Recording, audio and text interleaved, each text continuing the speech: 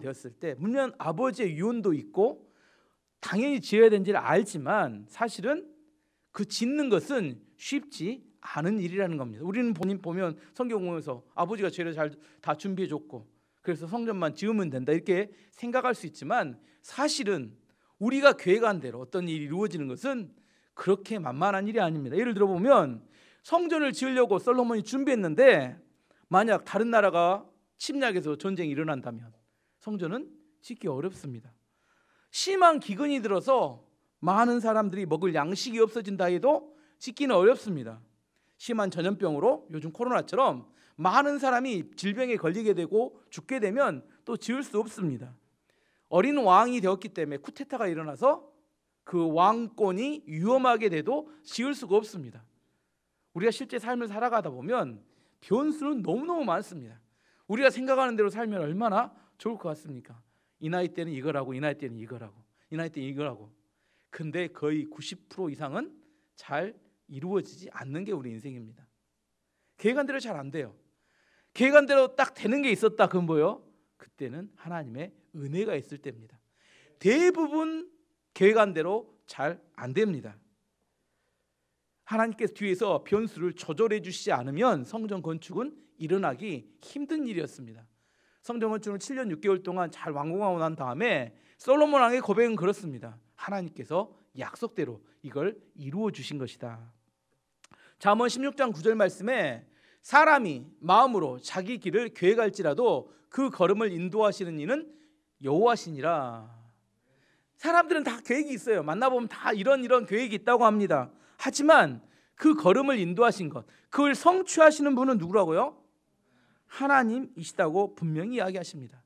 어떤 일을 완공하기 위해서는, 완성하기 위해서는 반드시 하나님의 허락이 있어야 완성이 됩니다. 에레미야 33장 2절 3절 말씀에 일을 행하시는 하나님 일을 하신대요. 그것을 만들고 성취하시는 하나님은 일을 성취하십니다. 그의 이름을 여호와라 하시는 이가 이같이 이르시도다. 너는 내게 부르짖으라 내가 내게 응답하겠고 내가 알지 못하는 크고 은밀한 일을 내게 보이리라. 하나님은 일을 행하시는 분이고 일을 성취하시는 분입니다. 우리는 뭐예요? 너희는 내게 성경 안 읽으셨어요? 방금 읽었는데 하나님은 일을 하시고 우리는 뭐 한다고요? 기도한다고요. 그럼 하나님이 크고 은밀한 일을 우리에게 보이신다.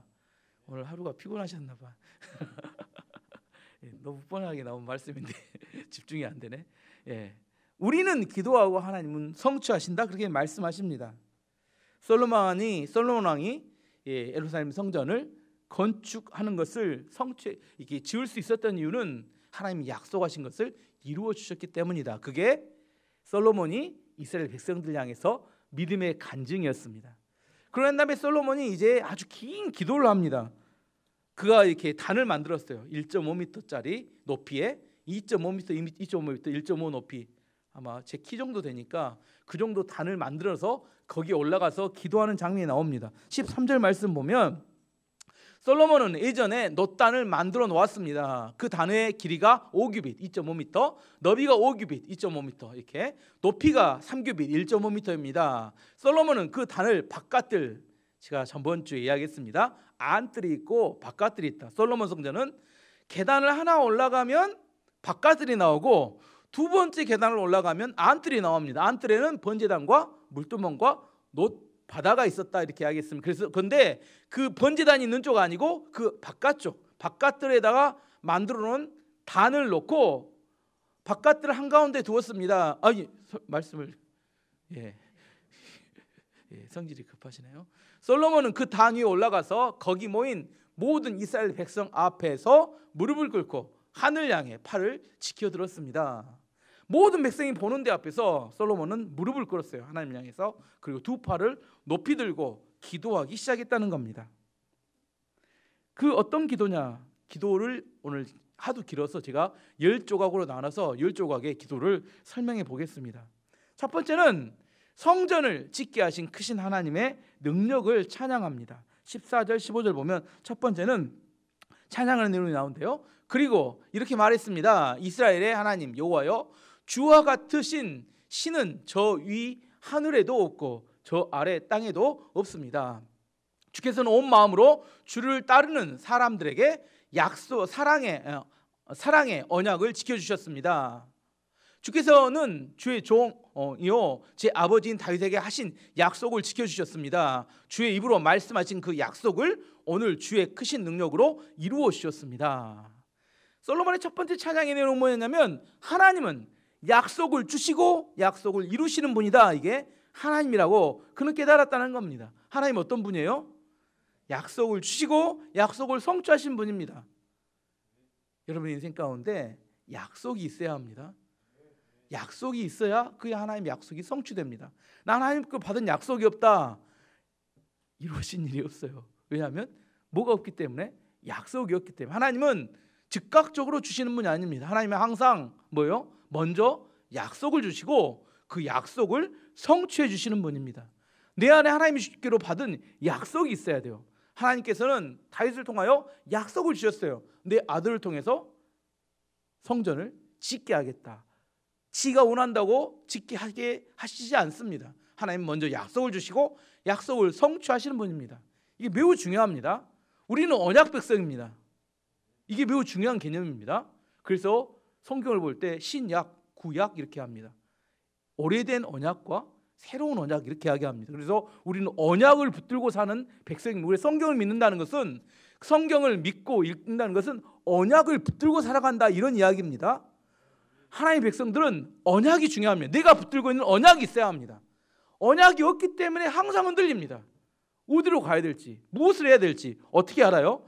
그 사람이 받은 언약을 기준으로 움직이면 흔들리지 않습니다. 하지만 언약이 없는 사람들은 항상 상황에 좌지우지돼요. 이게 어디로 가야 될지 잘 모릅니다. 왜냐하면 언약을 붙들지 않기 때문에. 여러분 자녀들에게도 뭘 가르쳐야 돼요? 언약을 주고 언약을 성취하는 것을 배우도록 해야 합니다. 그래야 하나님을 만날 수 있습니다. 언약이 매우 중요합니다. 애가 원한다고 다 줘버리면 걔들은 언약을 모릅니다. 먼저 부모가 뭘 사주기를 원하면 언제까지 사줄게 언약을 준 다음에 그날이 되면 사주는 것을 통해서 애는 뭘 배워요? 기다림을 배우고 언약의 성취를 배우고 언약이 어떻게 이루어져 가는 과정을 배울 수 있습니다. 하나님이 우리를 그렇게 훈련시키세요. 기분에 따라서 내키면 막 해주고 하나님 그렇게 이해하지 않으십니다. 솔로몬이 고백합니다. 하나님은 약속하신 것을 이루어 주셨다. 언약이 없으면 내 안에 하나님의 백성으로 이룰 수 있는 게 없는 걸 알아야 됩니다. 첫 번째는 언약을 이루신 하나님 크신 능력으로 찬양했습니다. 두 번째 다윗의 언약. 다윗의 언약의 두 번째 언약은 뭐냐면 우리 가문에서 다윗 가문에서 왕이 대대로 나오기 원합니다 했는데 그걸 지켜달라고 때를 씁니다. 16절 17절 보면 제가 보기에는 생때 같은데 뭐라고 하냐면 이스라엘의 하나님 여호와여 주의 종이요 제 아버지인 다윗에게 하신 다른 언약도 지켜주십시오. 주께서는 내가 나에게 복종하듯이 내 자손도 조심하여 나에게 복종하면 이스라엘을 다스릴 사람이 내 집안에서 끊이지 않고 나올 것이라고 말씀하셨습니다. 그러므로 이스라엘의 하나님 여호와여 주의 종이요 제 아버지인 다윗에게 하신 약속을 이루어 주십시오. 이 느낌이 거의 생떼를 쓰는 겁니다. 뭘 강조하냐면 주의 종이요 당신의 종이신 아버지에게 약속하신 걸 계속 들먹입니다. 왜 그럴까요? 다윗은 하나님과 친했으니까 뭔 말 아시겠죠? 나를 보면 약속을 안 이루어줄 수도 있는 이렇게 개연성이 있으니까 뭐요? 아버지를 들먹 것이면 아버지에게 약속했던 그 약속 뭐요? 우리 대대손손이 하나님의 말씀에 복종하면 그 대대손손이 이스라엘의 왕이 되게 하겠다고 약속했던 그 약속 하나님 잊으면 안 됩니다. 근데 하나님 뭐에 약해요? 뭐에 약할까요? 약속에 약합니다. 한번 약속해 놓으면 그 빼도 박도 못합니다. 하나님이 약속에 약해요. 왜 하나님 잘 안 주세요? 우리 약속 없이 자꾸 들이미니까 안 주는 겁니다. 하나님께서도 약속을 해주고 난 다음에 솔로몬이 하나님의 약점을 알았습니다. 하나님의 약속을 반드시 들으시는 분이기 때문에 그 약속을 계속 되뇌입니다. 아버지를 이야기하면서 그 약속 하나님 그 약속 들어주셔야 합니다 이렇게 이야기합니다. 그래서 이 약속이 성취가 되죠.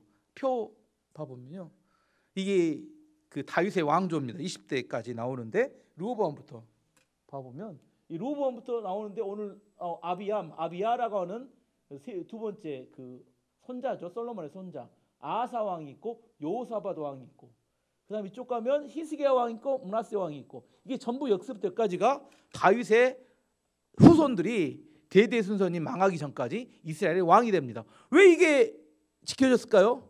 북왕국 이스라엘은 9번 쿠데타가 났는데 한 번도 쿠데타가 나지 않고, 물론 중간에 아달랴라는 이렇게 사람이 있었지만 이 20대까지 왕이 계속 지속됐습니다. 어떻게 해요? 다윗의 언약을 들어줬기 때문에. 그리고 포로로 잡혀간 다음에 돌아왔을 때 누구의 손자냐면 여호와긴의 손자였던 스룹바벨이 와서 다시 이스라엘을 통치합니다. 그 언약도 지켜졌어요. 그리고 나서 예수님이 오셨을 때, 이게 다윗의 자손 예수님이라고 하는 이유는 뭐냐면, 그 예수님은 그 이후로 모든 하나님의 나라의 영원한 통치자가 되십니다. 이게 다윗의 언약에 계속 이어지는 약속의 성취의 과정입니다. 예수 그리스도가 다윗의 자손이고, 그 다윗의 언약이 지금까지 계속해서 영원히 지켜지는 하나님의 언약이다, 이렇게 말씀드릴 수 있습니다. 예수 그리스도를 통해 성취되어졌습니다. 세 번째 기도 제목은 이 성전에서 기도를 드리면 응답해 주십시오. 이 성전, 다른 데 아니고 이 성전에서 기도하면 19절, 20절, 21절까지 보면, 그러나 제 기도와 소원을 들어주십시오. 나의 하나님 여호와여, 제가 주께 드리는 이 기도를 들어주십시오.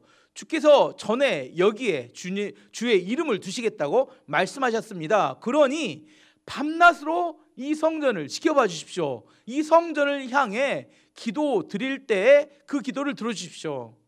내 기도와 주의 백성이 이스라엘의 기도를 들어주십시오. 우리가 이곳을 향해 기도할 때 그 기도를 들어주십시오. 주께서 계시는 하늘에서 들으시고 용서해 주십시오.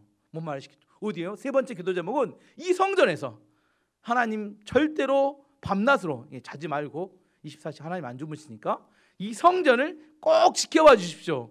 이 성전에서 기도하면 응답해 주십시오. 그런 기도를 합니다. 하나님의 이름을 두었다, 제가 지난주 설명할 때 이름을 두었다는 것은 하나님께서 온 우주 만물에 어디나 계시지만 특별히 성전 이곳에 하나님께서 관심을 기울이시고 그곳에 본인 스스로를 제한해서 이곳에 기도하는 것에 대해서 내가 응답하겠다고 약속하신 것이 이름을 두었다, 그런 의미라고 말씀드렸습니다. 어쨌든 성전은 특별히 구별된 하나님이 역사하시는 장소로 성전을 이야기했습니다. 그러면 신약에서 성전은 무엇일까요? 세 가지 개념을 이야기할 수 있는데, 신약의 성전은 첫 번째는 예수 그리스도 맞습니다. 예수 그리스도 몸된 성전에 대한 지난주에 이야기했고요. 두 번째는 성전은 이렇게 공동체, 예수 그리스도를 믿음으로 고백하는 이렇게 공동체, 교회라는 공동체일 수도 있고 셀 공동체일 수도 있고 가정 공동체일 수도 있고 믿음을 같이 고백하는 공동체가 이 성전입니다. 세 번째는 이게 좀 약한 개념인데 구약하고 다르게 교회, 특별히 하나님의 예배를 위해서 구별된 예배당 이야기하는 이렇게 건물, 많은 성도들이 기도하고 여기에 기름 부음이 있는 이곳에 하나님이 더 많은 관심과 특별히 예배를 위해서 구별된 장소. 이건 뭐 구약적인 개념으로는 굉장히 강력한 특별히 구별된 성전 개념이 있지만 시작에 와서는 어떤 장소기라보다는 사람들이 성전이고 예수 그리스도가 성전이지만, 하지만 그럼에도 불구하고 특별히 구별된 장소의 의미도 있다고 생각합니다. 할 수만 있다면 예배당에 모여서 기도하는 것이 의미가 있습니다. 왜냐하면 성전을 바라보고 기도하는 기도에 응답하기, 물론 성전 안에서 기도할 수도 있겠지만 이스라엘 백성들이 올 수 없었을 때 성전을 바라보고 기도하면 하나님이 들으시겠다, 그렇게 이야기하셨어요. 그래서 성전 중심의 신앙생활이라는 세 가지를 말합니다. 공동체 중심, 예수 그리스도 중심, 교회 중심의 신앙생활을 성전 중심의 신앙생활에도 이렇게 이야기할 수 있습니다. 거룩하게 구별된 하나님이 특별히 기억하시는 장소, 성전에서 기도하면 하나님 들어주십시오, 이렇게 솔로몬이 기도했습니다. 네 번째는 백성들 간에 범죄가 있을 때 하나님 판단해 주십시오, 이렇게 기도합니다. 22절 23절 보면 어떤 사람이 이웃에게 죄를 지으면 이 성전의 제단으로 나오게 될 것입니다. 그런데 그 사람이 자기에게 죄가 없다고 맹세하면 하늘에서 그 맹세를 들으시고 판단해 주십시오. 죄 있는 사람에게는 그가 이웃에게 고통을 준 만큼 고통을 주시고 올바른 사람에게는 죄가 없음을 밝혀 주십시오.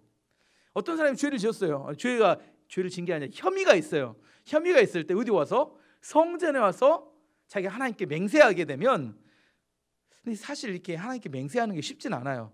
우리 하나님 이렇게 믿는 사람이 하나님께 죄를 지어놓고 이렇게 내가 죄를 안 지었다고 맹세하는 게 웬만해서는 쉽진 않습니다.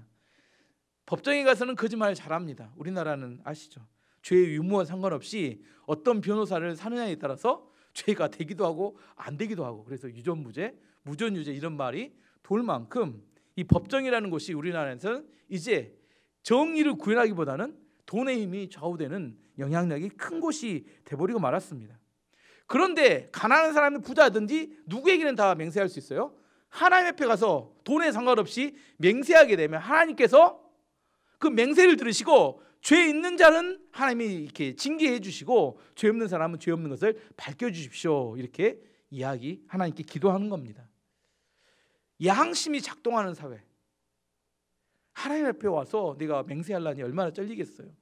이게 실제로 죄 짓는 사람이 징계를 받고 죄 없는 사람이 밝혀지는 이런 사건이 계속 반복되면 아무도 함부로 와서 하나님께 고백 못 하겠죠. 죄 있는 사람이 죄 없다고 고백했다가 하나님께 바로 이렇게 얻어맞게 되면, 어쩌면 공정이 작동되는 사회, 이걸 갈망하는 기도일 수도 있다고 생각합니다. 어떤 돈의 유무에 따라서 그 죄가 결정되는 게 아니라 공정하게 누구나 죄 있는 사람은 하나님께서 징계해 주시고 죄 없는 사람은 하나님께서 그것을 밝혀 주십시오. 그런 기도 제목입니다. 다섯 번째는 죄로 인해서 전쟁에 패했을 때 회개하며 용서해 달라고 기도합니다. 24절 25절 보면 주의 백성 이스라엘이 주께 죄를 지어 싸움에서 졌을 때 주께로 돌아와 주를 찬양하고 이 성전에서 주께 기도드리면 그들의 기도를 하늘에서 들으시고 주의 백성 이스라엘의 죄를 용서해 주십시오. 주께서 그들의 조상에게 주신 그 땅으로 그들이 다시 돌아오게 해 주십시오. 전쟁에 지게 됩니다. 전쟁했는데. 그래서 포로로 잡혀갔을 때 회개 기도하면 어떻게 한다고요? 하나님 용서해 주시고 받아주신다. 대표적으로 어떤 왕의 이야기가 여기 만나면 아까 히스기야의 아들이었던 므낫세 왕이 있습니다. 므낫세 왕은 55년 엄청난 기간 동안 통치하는데 이게 극악무도한 우상 숭배자였습니다. 너무 악한 짓을 많이 했어요. 그래서 하나님이 보다 못해서 아수르를 들어서 이 전쟁에 지게 해가지고 포로로 바벨론을 끌고 갑니다. 근데 포로로 잡혀가서 거기서 뭐 하냐면 하나님께 회개를 해요. 근데 하나님께서 그 기도를 들으시고 다시 이스라엘의 왕으로 복귀를 시킵니다. 그의 말년에 하나님께 충성스러운 사람으로 변화됩니다. 역대하 33장 9절에 13절 말씀 보면 그러나 므낫세는 유다와 예루살렘 백성을 그릇된 길로 이끌었습니다. 그들은 여호와께서 멸망시킨 나라들보다 더 악한 일을 했습니다. 여호와께서 므낫세와 그의 백성에게 말을 해도 그들은 듣지 않았습니다. 그래서 여호와께서 아시리아 왕의 군대를 보내어 유다를 치게 하셨습니다. 그들은 므낫세를 사로잡아 쇠사슬로 손을 묶어 바벨론으로 끌고 갔습니다. 므낫세는 고통을 당하는 가운데 그의 하나님 여호와께 빌었습니다. 므낫세는 자기가 조상들의 하나님 앞에서 저지른 일들을 뉘우쳤습니다. 므낫세가 기도를 드리니 여호와께서 들으시고 그를 불쌍히 여기셨습니다. 그래서 여호와께서 그를 예루살렘으로 돌려 보내주셨습니다. 그때서야 므낫세는 여호와께서 참 하나님이신 것을 깨달았습니다. 온갖 극악무도한 짓 나중에 읽어보시면 압니다. 열왕기하를 읽어보면 아주 나쁜 왕입니다. 이걸 읽어보면 뭔 생각이 나냐면 이런 악한 놈을 왜 하나님이 용서해 주실까? 실제 읽어보면 그래요. 진짜 그런 통치자가 우리나라를 통치했다면 여러분 견디지 못할 겁니다. 우상 숭배하고 아무튼 온갖 나쁜 짓을 다 했는데, 근데 포로로 잡혀가서 거기서 회개하니까 하나님이 그를 용서해 주셨습니다. 재기시키면 안 될 것 같은데 여러분 어떻게 생각하세요? 만약 그가 재기하면 안 된다고 생각한다면 과연 우리는 그럴 자격이 있을까요? 어떤 자라도 하나님께 나와서 회개하면 하나님은 다 용서해 주시고 받아주시고 다음 세컨 찬스를 주십니다. 우리가 그리스도인으로 이렇게 오래 살아가다 보면 뭐가 생기냐면, 신앙생활 오래 하면 할수록 뭐가 생기냐면 이렇게 기준이 점점 높아집니다. 그리고 다른 사람을 정죄하는 그런 눈을, 이렇게 율법적인 눈을 가지게 되는 경우가 많이 생깁니다. 하나님께 눈으로 사람들을 바라봐야 되는데, 므낫세가 나중에 변화됐을 때 어떤 모습으로 변화됐는지를 역대하 33장 15절 16절에 이렇게 말합니다. 므낫세가 다른 나라의 우상들을 없애버리고 여호와의 성전에서도 우상을 없애버렸습니다. 그는 성전 언덕과 예루살렘에 자기가 쌓아놓은 제단들을 헐어낸 다음 성전 밖으로 던져버렸습니다. 그런 뒤에 그는 여호와의 제단을 쌓았습니다. 그리고 그 위에 화목제물과 감사제물을 여호와께 바쳤습니다. 므낫세는 유다의 백성에게 명령하여 모든 백성에게 이야기했습니다. 이스라엘 하나님이신 여호와를 섬기라고 명령했습니다. 그가 나이 들어서 완전히 바뀌어서 너무너무 충성스러운 하나님의 사람으로 변화되었습니다. 사람이 변화되는 게 쉬운가요? 쉽지 않습니다. 근데 그는 인생 말년에 정말 하나님께 충성된 사람으로 변화되었습니다. 어떤 사람도 하나님 손에 붙들리면 변화될 수 있습니다. 맞습니까? 우리가 가지고 있는 선입견으로 사람을 판단하는 걸 조심해야 한다는 겁니다. 여섯 번째는 죄를 인하여 비가 오지 않을 때 회개하면 비를 내려주신다. 내려주시라고 기도합니다. 27절 28절 보면 하늘에서 그들의 기도를 들으시고 주의 종 이스라엘의, 이상하네요, 주의 백성, 맞네요. 예, 죄를 용서해 주십시오. 그들이 올바르게, 아닌데,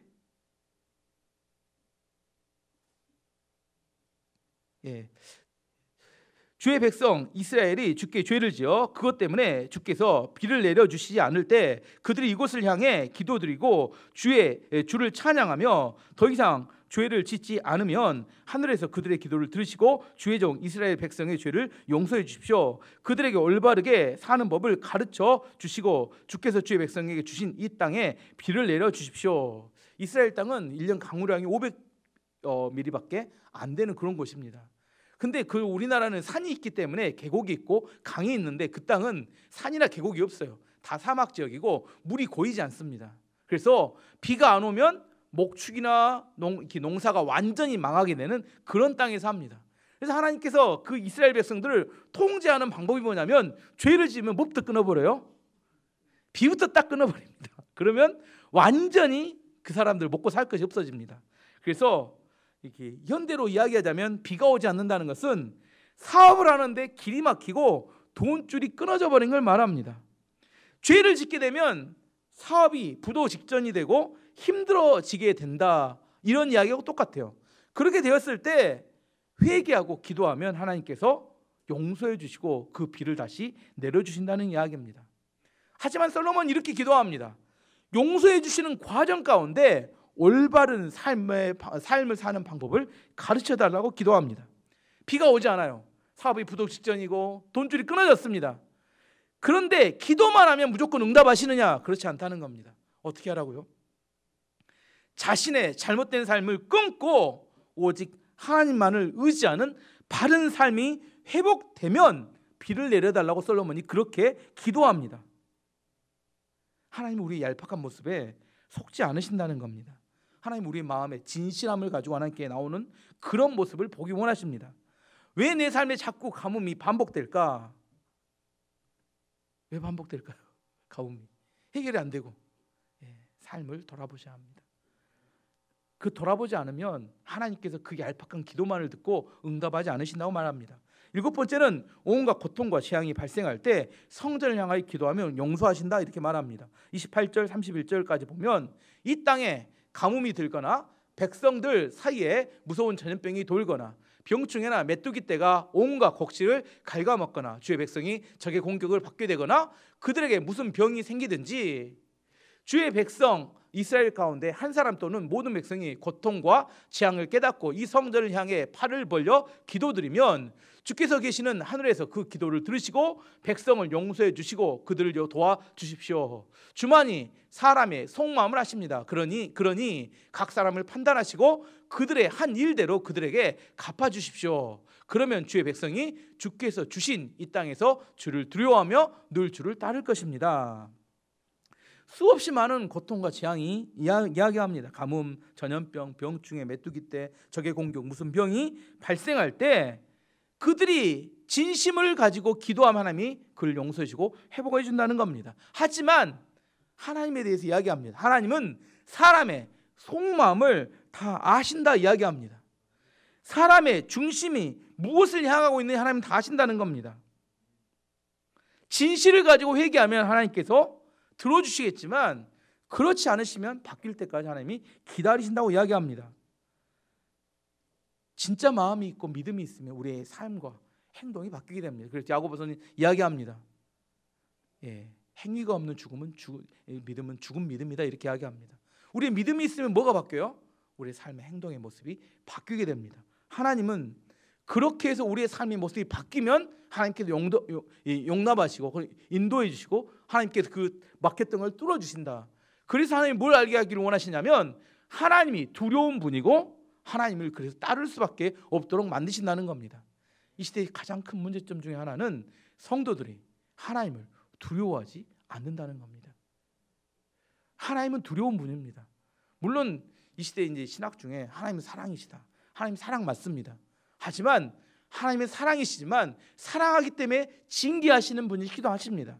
우리가 마음대로 행동해도 하나님은 마음대로 우리 가운데 해도 하나님이 다 받아주시는 그런 분이 아닙니다. 물론 우리 죄를 용서해 주시고 우리를 사랑해 주시고 품어주시지만 우리를 징계하시고 그걸 이렇게 다루시고 그 안에 사랑하기 때문에 올바른 길로 인도해 주시는 것까지 다 포함된 사랑을 말합니다.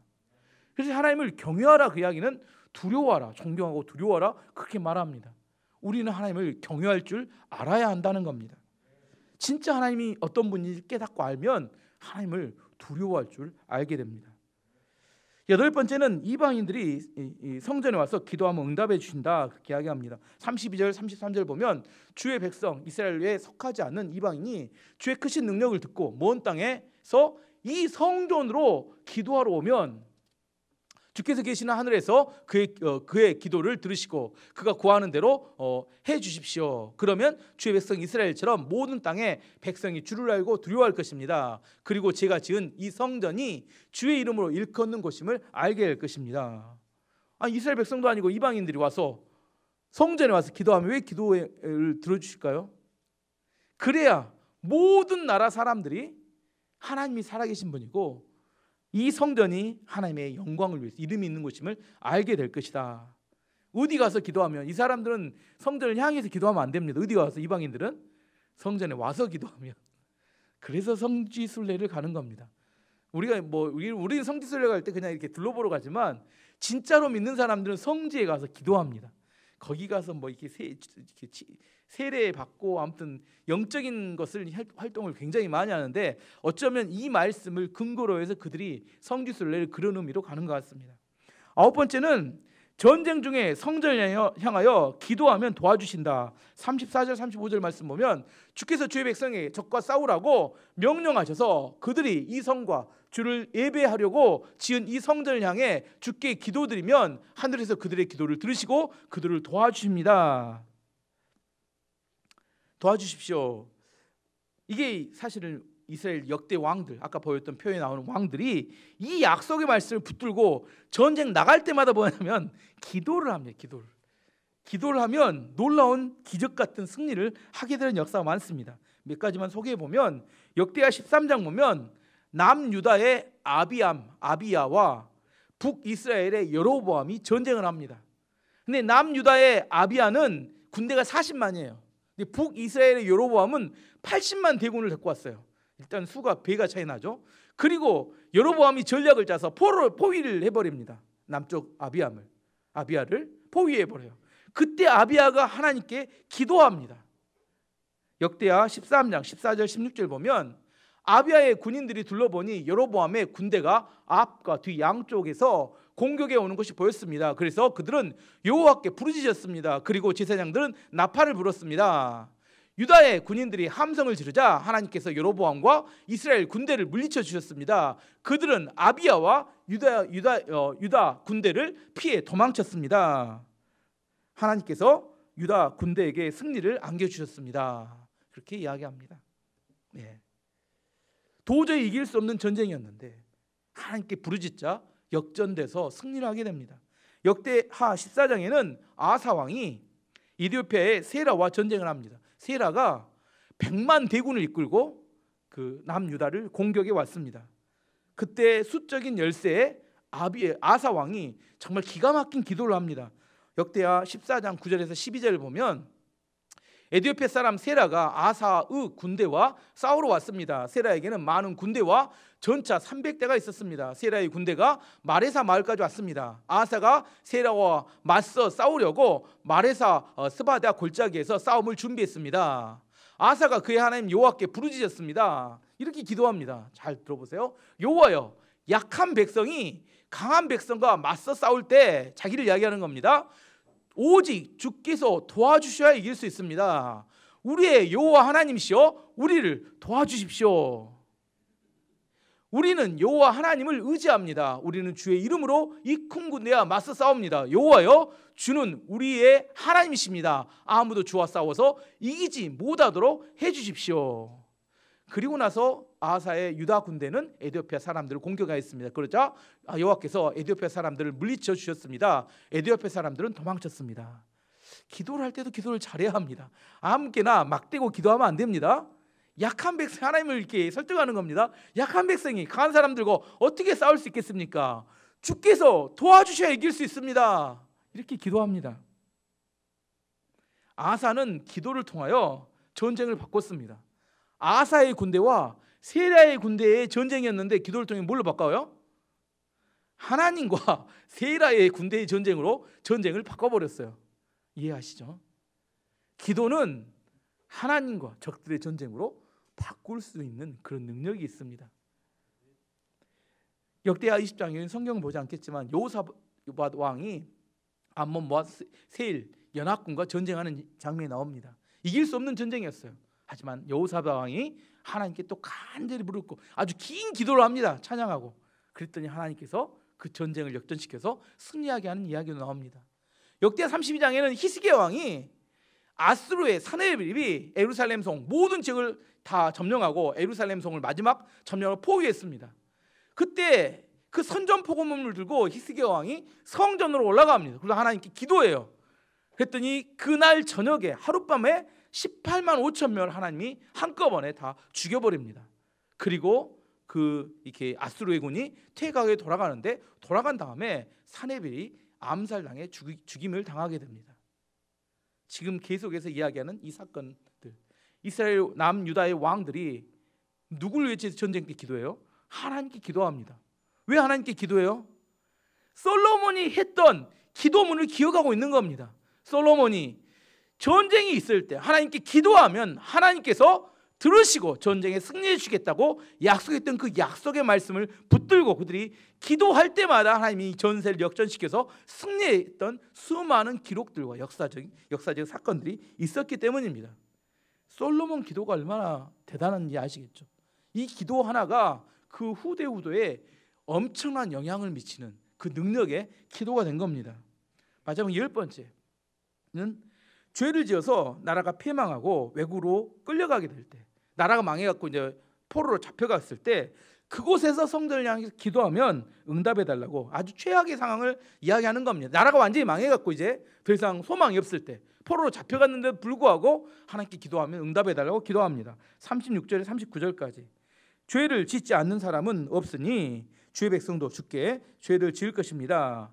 그러면 주께서 노하셔서 그들을 적에게 넘겨주실 것입니다. 적들은 그들을 사로잡아 멀든지 가깝든지 자기 나라로 끌고 갈 것입니다. 그러면 주의 백성은 다른 나라로 끌려가 거기에서 정신을 차리고 마음을 돌려 그들을 사로잡혀간 땅에서 주께 기도할지 모릅니다. 우리가 죄를 지었습니다. 우리가 잘못했습니다 라고 말할지 모릅니다. 그들은 원수의 땅에서 마음과 정성을 다하여 주께 돌아오고 주께서 그들의 조상에게 주신 땅과 주께서 선택하신 이 땅과 내가 주의 이름을 위하여 지은 이 성전을 향해 주께 기도드리면 주께서 계시는 하늘에서 그들의 기도를 들으시고 그들을 도와주십시오. 주께 죄를 지은 그들을 용서해 주십시오. 이렇게 기도합니다.